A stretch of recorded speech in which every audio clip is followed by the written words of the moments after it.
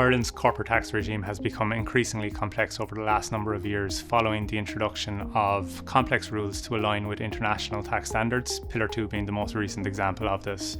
And therefore, Budget 2027 must put as a priority simplification of the corporate tax code. Last year's budget was probably a missed opportunity in this regard, and there was a recent publication by the EU which introduced a tax simplification package which should act as a timely prompt to the government to follow and pursue a similar simplification agenda and ensure Ireland retains its position as a trusted jurisdiction for foreign direct investment.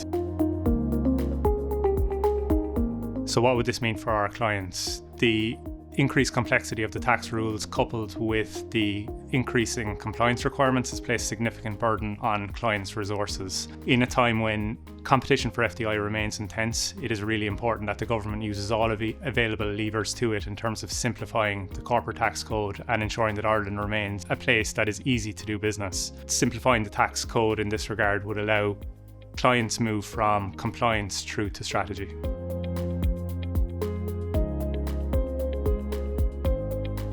The key focus for Budget 2027 must be on simplification of the corporate tax code and bolstering Ireland's position as a destination of choice for foreign direct investment. In this regard, three key areas in which the government could focus on would be the R&D tax credit, simplifying the process for making the claim, and then also expanding the types of activities that qualify for the R&D tax credit.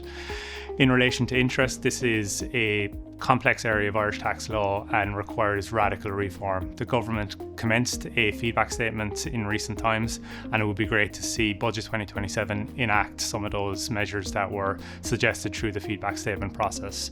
And finally, a number of years ago, the government indicated that they would expand the participation exemption to branch profits. This is a simple enough measure that would align Ireland's tax regime with best practices and would also be cost neutral for the Irish Exchequer.